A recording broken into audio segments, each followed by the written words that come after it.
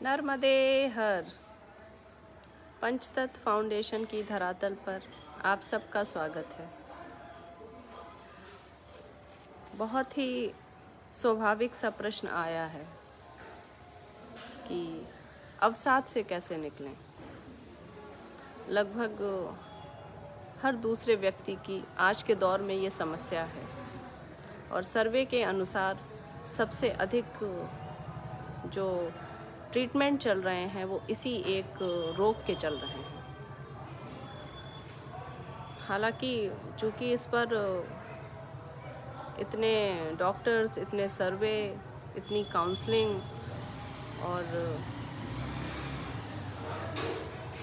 इतने प्रयोग चल रहे हैं कि इसको बहुत एक प्रश्न के उत्तर में सीमित कर देना थोड़ा सा कठिन है। लेकिन अगर मैं अपनी व्याख्या करूं कि असल में उस अवसाद का कारण क्या है, तो मैं अपनी व्याख्या से इसको ऐसे समझती हूं कि उसका प्रमुख कारण है कि हम भविष्य में जीते हैं।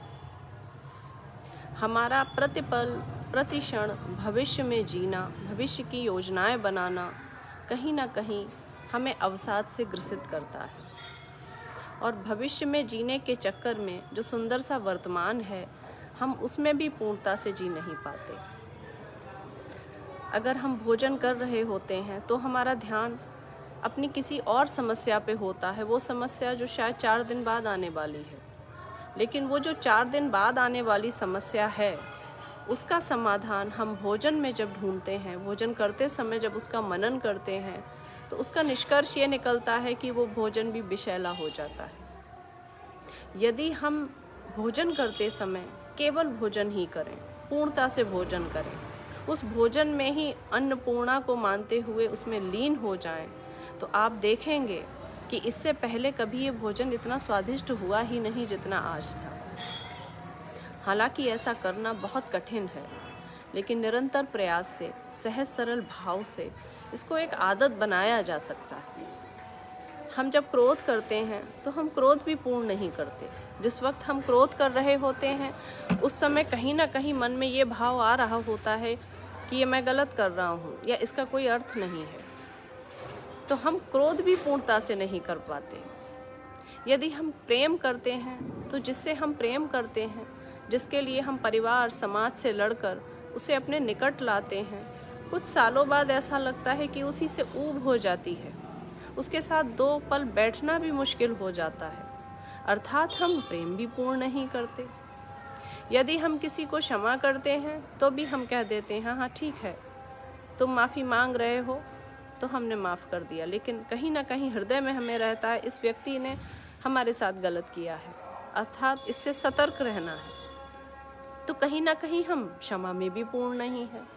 हमारी ये अपूर्णता ही अवसाद का कारण है। यदि हम पूर्ण रूप से प्रेम कर लें, पूर्ण रूप से उस बार में क्रोध कर लें, तो शायद वो क्रोध दोबारा आएगा ही नहीं। प्रतिपल जो भविष्य के प्रति हमारी चिंता है, वो कई बार ऐसा होता है, परसों के लिए जो हम समस्या का सोच रहे हैं कि ये तो बड़ा कठिन है, परसों आएगा तो ये कैसे होगा, इसको कैसे कर पाएंगे, होता ये है कोई ना कोई मार्ग निकल आता है, तो वो समाधान उस समय हो जाता है। लेकिन उस समाधान को उस समय होने तक की उस 3 दिन की प्रक्रिया में हमने अपने 3 दिन अवसाद से, दुख से, पीड़ा में व्यतीत कर दी।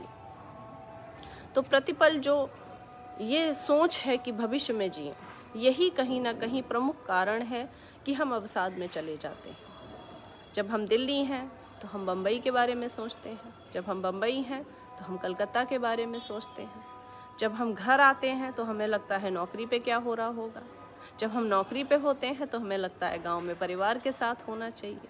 जो अंदर की ये भागम भाग है, यही कहीं ना कहीं प्रथम बीज होती है उस अवसाद का। एक सम्राट था, राजा था, वो एक संत के पास पहुंचा अपनी इसी एक जिज्ञासा को लेने। उसने उनसे कहा कि मैं कुछ सीखना चाहता हूँ आपसे। वो संत गड्ढा खोद रहा था अपने आश्रम में पौधे रोपित करने के लिए। तो उन्होंने कहा बैठो और सीखो। वो 2 या 3 मिनट बैठ पाया और विचलित होने लगा। उसने कहा, ऐसे कब तक बैठूं? आप कुछ बोलिए भी तो, आप कुछ सिखाइए भी तो। तो उन्होंने बोला, नहीं, देखना ही सीखना है। तो उसने बोला, इसमें क्या सीख सकता हूँ? आप गड्ढा खोद रहे हैं, मैं बैठ के देखता रहूं, इससे मुझे क्या सीख मिल सकती है? तो संत ने कहा, इससे तुम्हें ये सीख मिलनी चाहिए और ये सीखना चाहिए कि जो मैं गड्ढा खोद रहा हूँ उस समय वही एक क्रिया है, और मैं गड्ढा खोद रहा हूँ से मतलब मैं अलग नहीं हूँ। अब मैं गड्ढा खोदने की क्रिया का एक हिस्सा हूँ, तो अब मुझे आप गड्ढा खोदने से अलग नहीं कर सकते। अर्थात आपको वो पूरी क्रिया देखनी चाहिए कि मैं गड्ढा खोद रहा हूँ और उसमें लीन होना चाहिए। वो सम्राट था, उसको संत की गूढ़ बातें समझ नहीं आईं। उसे लगा कि शायद आज वो व्यस्त हैं गड्ढा खोदने में, फिर किसी समय आऊँगा जब उनसे धर्म चर्चा करूँगा और अपने कुछ विषय रखूँगा। उसने कहा, ठीक है, तो मैं अभी जाता हूँ। तो संत ने कहा, अगर जाना तो चले ही जाना, फिर ऐसा मत करना कि जाते जाते यहाँ के बारे में सोचो, वरना पूरा जा भी नहीं पाओगे। कहने का अर्थ ये है कि हम पूर्णता को उपलब्ध नहीं हो पाते। जब हम महल में हैं तो हम संत की कुटिया का सोचने लगते हैं, और जब हम संत की कुटिया में बैठे हैं तो हमें महल की दिक्कतें याद आने लगती हैं। तो जब तक हमारे इस जीवन में ये भाव नहीं उतरेगा, ये क्रिया नहीं उतरेगी, ये हमारी आदत का हिस्सा नहीं होगा कि हम वर्तमान में जीने लगें, हम आज में आनंद उठाने लगें, तब तक हम अवसाद से ग्रसित रहेंगे। क्योंकि 80% उस तनाव का, उस डिप्रेशन का, उस अवसाद का जो कारण है वो यही है कि कल अगर वो नहीं हुआ तो क्या होगा। क्योंकि कल जो हो चुका है उस दुख को तो हम जी आए हैं, वो दुख तो उसी दिन के लिए भारी रहा होगा। फिर समय प्रतिक्षण जैसे जैसे बीता होगा उस पे स्वतः समय ने ही मरहम लगा दिया होगा। आज जो दुख है उस दुख में हम लीन होते हैं तो वो पूर्णता का होता है, लेकिन जो दुख परसों ये होगा या नहीं होगा ये होता है, ये कहीं ना कहीं इतना पीड़ादायक होता है कि आपके प्रतिक्षण को धीरे धीरे दीमक की तरह खा लेता है।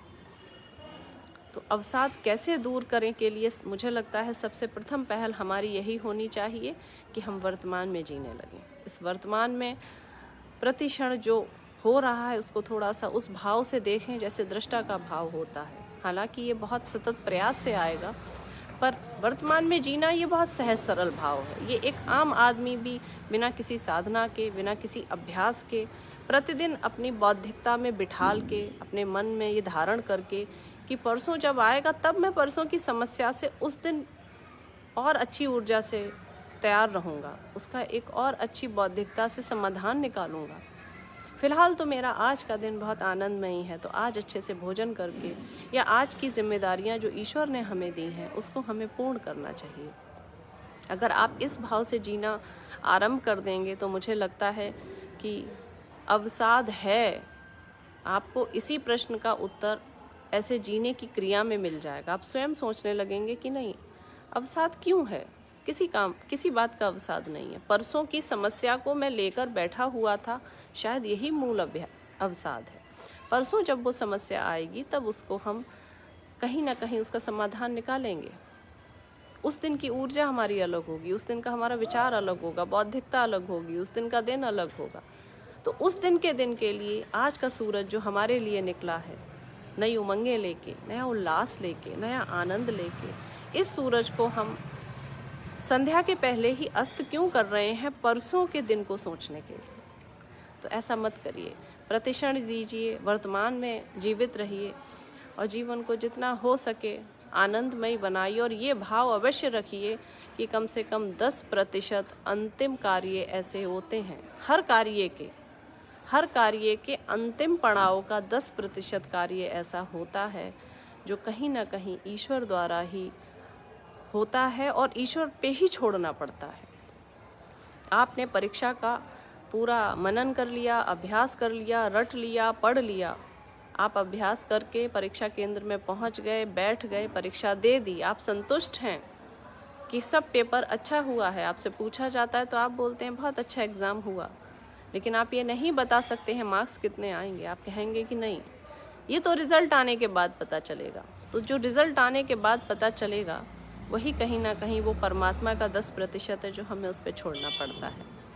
तो परमात्मा में अपना श्रद्धा रखते हुए, भरोसा रखते हुए वर्तमान में जीने की चेष्टा कीजिए। मुझे लगता है छोटा सा ये सतत प्रयास कहीं ना कहीं आपके अवसाद को ख़त्म नहीं भी कर पाएगा तो धीमा कर देगा, कम कर देगा। कल हम इसी समय पर फिर से जुड़ेंगे पंच तत्व धरातल पर, कुछ नए प्रश्न लेकर, कुछ नई समस्याओं को लेकर, जिज्ञासाओं को लेकर। लेकिन पंच तत्व फाउंडेशन का जो मुहिम है, हर व्यक्ति हर साल एक पौधा, इसे हमें नहीं भूलना है। तो हर व्यक्ति अपने अपने हिस्से का एक पौधा अवश्य लगाए, अपने आंगन में लगाए, गौशाला में लगाए, अपने आसपास के मंदिर के प्रांगण में लगाए और प्रतिदिन उसकी देखभाल की जिम्मेदारी भी ले, क्योंकि पौधे एक छोटा रूप होते हैं बच्चे जैसे। तो सिर्फ उनको लगा देना, उनको जन्म देकर छोड़ देना, ऐसे नहीं करना है। उनकी जिम्मेदारी लेनी है जब तक कि उनकी जड़ें उस भूमि को पकड़ ना लें। तो वृक्ष लगाते रहिए, जल को सुरक्षित रखिए। ये आप सबकी और मेरी व्यक्तिगत जिम्मेदारी होनी चाहिए। कल फिर से हम इसी धरातल पर जुड़ेंगे। नर्मदे हर।